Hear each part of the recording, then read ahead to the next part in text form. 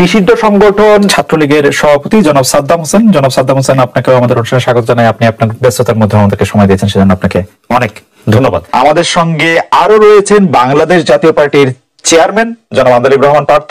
Minister আন্দোলিব Rahman Partha, আপনি আপনার ব্যস্ত সময়ের মধ্যে থেকে আমাদের সময় দিয়েছেন, আপনি আমাদের কৃতজ্ঞতা জানবেন এবং শুভেচ্ছা রইল। আমি প্রথমেই, ছাত্রলীগ এখন একটা নিষিদ্ধ সংগঠন এবং এই নিষিদ্ধ সংগঠন বা একটা সন্ত্রাসী সংগঠন হিসেবে তাদের একটা নিষিদ্ধ করার ক্ষেত্রে একটা জনমত তৈরি হয়েছিল, এইটা আপনি কিভাবে দেখেন? এটা প্রথমে আমরা ছাত্রলীগের পক্ষ থেকে সুস্পষ্ট বলেছি যে এটির কোনো যৌক্তিক ভিত্তি, কোনো আইনি ভিত্তি, কোনো নৈতিক ভিত্তি কোনো কিছুই নেই। এজন্য এটিকে আমরা থোড়াই কেয়ার করি, এটিকে আমরা ন্যূনতম অর্থে বড়ও করি না।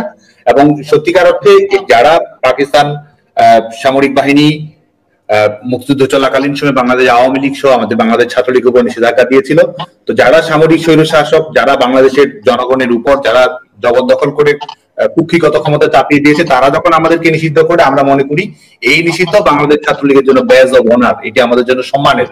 এবং তারা মূলত এটি করেছে, তারা যেটি রিসেট বাটন, যেটি তারা বলেছে যে তারা আমাদের মুক্তিযুদ্ধের অঙ্গীকার, গণতান্ত্রিক অঙ্গীকার সবকিছুকে ধূলিসাৎ করে দিয়ে যেন নতুন করে 24 সালে বাংলাদেশের ইতিহাসে যাত্রা শুরু হচ্ছে, সেটি যে করতে যাচ্ছে, সেই রিসেট বাটন বাস্তবায়ন করার একটি প্রারম্ভিক লক্ষ্য হিসেবে তারা বাংলাদেশ ছাত্রলীগের উপর নিষেধাজ্ঞা জারি করেছে।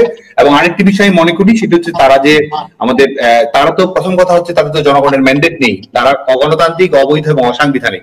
এই অগণতান্ত্রিক শাসন ব্যবস্থার নিরাপত্তা নিশ্চিত করার জন্য তারা বাংলাদেশ ছাত্রলীগের উপর নিষেধাজ্ঞা আরোপ করেছে। এবং আরেকটি বিষয়, এই গণহত্যা, এই যে বিষয়গুলো উঠতে বসতে তারা সবসময় বলছে এই যে হত্যাকাণ্ড গুলো ঘটেছে, এবং আমরা যেটি মনে করি, একটি হচ্ছে যে এটি ফৌজদারি অপরাধ, একটি আইন আনুক তদন্তের বিষয়। আমরা যেটি মনে করি সেটা হচ্ছে যে এটি সুস্পষ্টভাবে এই হত্যাকাণ্ড গুলোর সঙ্গে যারা সম্পৃক্ত রয়েছে তারাই আজকে ক্ষমতাসীন রয়েছে, সেই দায়কে আড়াল করার জন্য তারা বাংলাদেশ ছাত্রলীগের পর এই নিষেধাজ্ঞা এই অশুভ অস্ত্রটি প্রয়োগ করেছে বলে মনে করি। যে আকাঙ্ক্ষা নিয়ে আন্দোলন করে শেখ হাসিনার পতন ঘটানো হয়েছে এবং যে আন্দোলনে আসলে সবাই অংশগ্রহণ করেছে, কারণ এই সরকারের পতনে, সেই আকাঙ্ক্ষা পূরণে ডক্টর ইউনূসের সরকার, আমরা এটাকে ডক্টর ইউনূসের সরকার বলবো না বৈষম্য বিরোধী ছাত্র আন্দোলনের সরকার বলবো আমি জানি না, কারণ তাদেরই দেখা যাচ্ছে, ডক্টর ইউনূস বলছেন যে তারাই তাকে চাকরি দিয়েছেন, আপনি কত নম্বর দিবেন? এই সরকার কিন্তু সেটির দালিলিক প্রমাণই রেখেছে। এক হচ্ছে সংবিধান নিয়ে তাদের যে বক্তব্য, আমরা ইতিমধ্যে শুনেছি, রাজনৈতিক মতামতের পার্থক্য থাকতে পারে, গণতান্ত্রিক দুর্বলতা ত্রুটি বিচ্যুতি নিয়ে আলাপ আলোচনা হতে পারে, আমাদেরও ত্রুটি বিচ্যুতি ভুলভ্রান্তি থাকতে পারে, সব বিষয় নিয়ে খোলামেলা আলোচনাকে আমরা স্বাগত জানাই।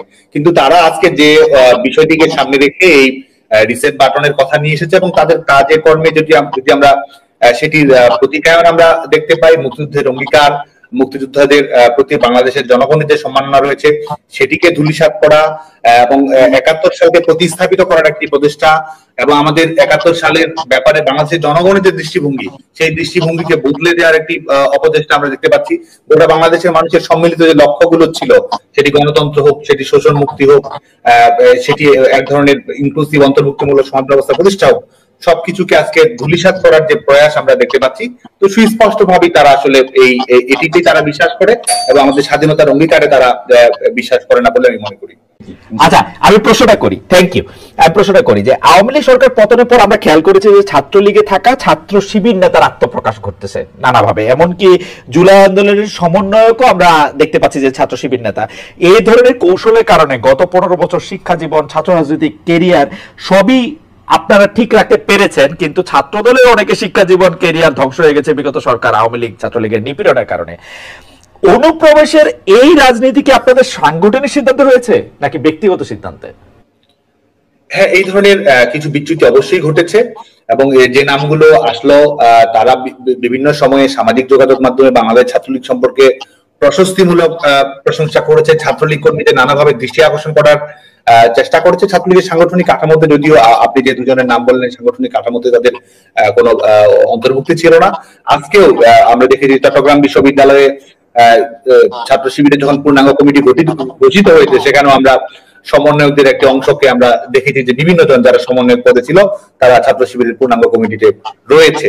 স্বাভাবিকভাবে আমরা দেখেছি যে একটি ছাত্র আন্দোলন, একটি ইস্যু ভিত্তিক আন্দোলন, সেই আন্দোলনের ব্যাপারে শিক্ষার্থীদের কমিটমেন্ট থাকে, শিক্ষার্থীদের দৃঢ়তা থাকে, শিক্ষার্থীরা সমস্যাটি সমাধান চায়, এটি একটি স্বাভাবিক বিষয়। এবং আমরা দেখেছি যে এই ইস্যুটিকে কিভাবে ব্যবহার করা হয়েছে এবং এই ইস্যুকে কেন্দ্র করে তারা যদি সত্যিকার অর্থেই ইস্যু ভিত্তিক আন্দোলনে থাকতো, ছাত্রদের প্রকৃত যে লক্ষ্য ছিল কোটা সংস্কার, সেই ব্যাপারে যদি তারা কমিটেড থাকতো এবং ছাত্রদেরকে ভিন্ন খাতে প্রবাহিত করার যদি তাদের ব্যাপারে ভিন্ন খাতে প্রবাহিত না করার জন্য তাদের কোনো লক্ষ্য থাকতো, তাহলে কিন্তু এই পরিচয়টি আড়াল করার কোন। প্রথম কথা হচ্ছে যে এই আমরা কিন্তু এই কোটা ইস্যুর আন্দোলনে বাংলাদেশ ছাত্রলীগ আমাদের জায়গা থেকে আমরা দায়িত্বশীল ভূমিকা পালন করার চেষ্টা করেছি। শিক্ষার্থীরা জানে আজকে বাংলাদেশ ছাত্রলীগ সম্পর্কে যতই এক ধরনের নিষেধাজ্ঞা দেওয়া হোক, বাংলাদেশ ছাত্রলীগ সম্পর্কে যতই প্রোপাগান্ডা পরিচালনা করা হোক, শিক্ষার্থীরা কিন্তু জানে যে কোটা সংস্কারের ব্যাপারে বাংলাদেশ ছাত্রলীগের আন্তরিকতা। বাংলাদেশ ছাত্রলীগ কোটা সংস্কার করার জন্য সংশ্লিষ্ট সকল পক্ষের সঙ্গে কথা বলা, আইনগতভাবে বিষয়টি মোকাবেলা করা, সরকারের কাছে বিষয়টি তুলে ধরা এবং এটির সমাধান নিয়ে আসা।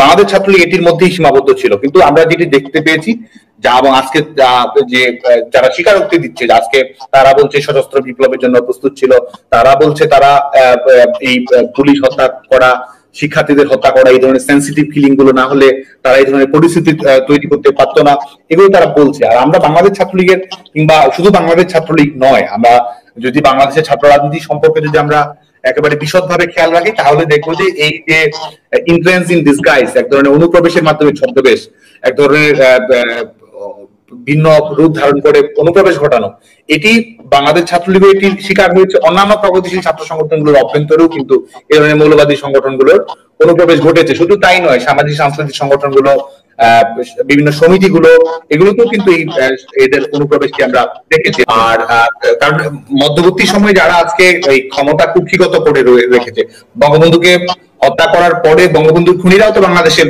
বঙ্গভবন পরিচালনা করেছে অস্ত্রের মুখে, বুলেটের মুখে, ব্যানেটের মুখে।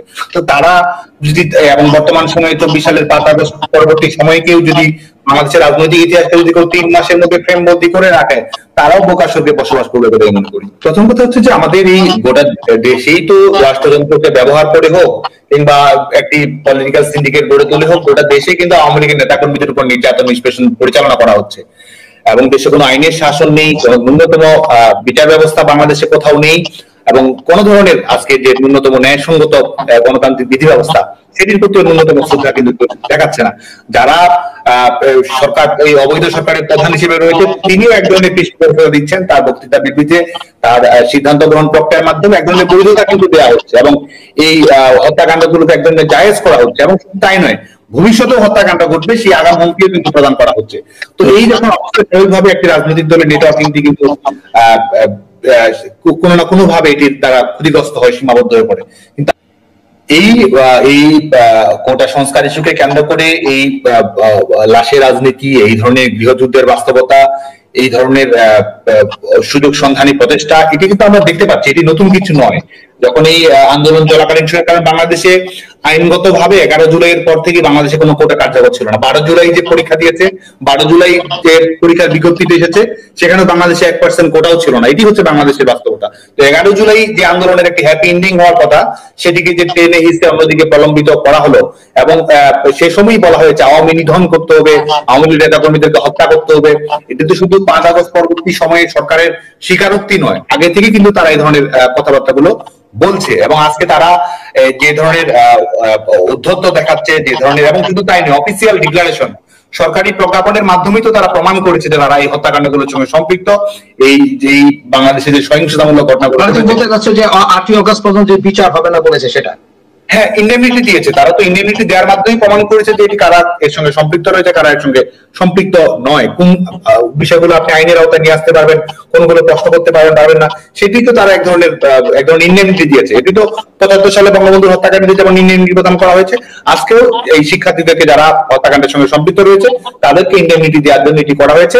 এবং এরা আগামীতেও, আমি মনে করি যে এরা বাংলাদেশের জনগণকে জিম্মি করে নিজেদের যে, আজকে দেখুন, আজকে তো আমি মনে করি যে আজকে ছেলেমেয়েরা, আজকে বাংলাদেশের গোটা বাংলাদেশ অস্থিতিশীল অবস্থার মধ্যে রয়েছে, জনগণের জীবনের নিরাপত্তা নেই।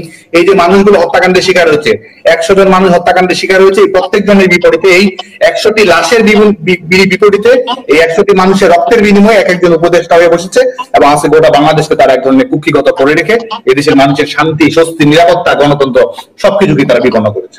বাংলাদেশের বিশ্ববিদ্যালয়গুলো, ঢাকা বিশ্ববিদ্যালয়ে কমপক্ষে 1000 শিক্ষার্থী রয়েছে যারা পরীক্ষায় অংশগ্রহণ করতে পারেনি, শুধুমাত্র একটি রাজনৈতিক দলের সমর্থক হওয়ার কারণে।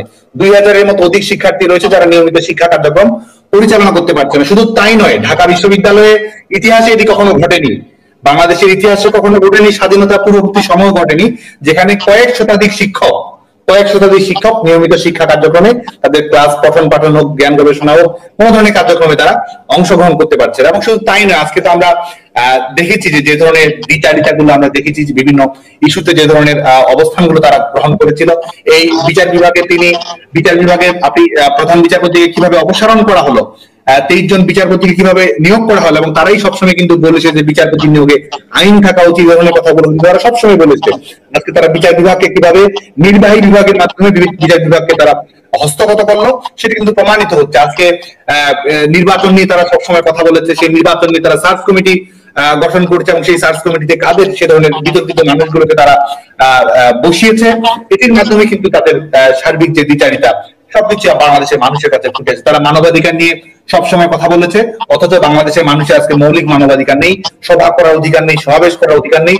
আজকে তারা আজকে আওয়ামী লীগ বাংলাদেশের প্রধানতম রাজনৈতিক দল, বাংলাদেশের স্বাধীনতা এবং গণতান্ত্রিক আন্দোলনের সূতিকাগার যে রাজনৈতিক দলটি, এবং গত 15 বছর যে দলটি বাংলাদেশকে পরিচালনা করেছে বাংলাদেশের জনগণের ম্যান্ডেট নিয়ে, সেই দলকে নিষেধাজ্ঞার আওতায় নিয়ে আসতে হবে। ছাত্রলীগকে নিষেধাজ্ঞার আওতায় নিয়ে এসেছে, এবং তারা আজকে সবসময় যে গণতন্ত্রের কথাগুলো বলতো, আমরা মনে করি যে তারা যে কথাগুলো বলেছে এর মধ্যে, এবং এই ভারত ইস্যুতে হোক, সাম্প্রদায়িকতার ইস্যুতে হোক, প্রত্যেকটি ক্ষেত্রে তারা যা বলেছে এবং আজকে যা করছে, এটির মাধ্যমে তাদের মুখ বাংলাদেশের মানুষের কাছে উন্মোচিত হয়ে গেছে বলে আমি মনে করি।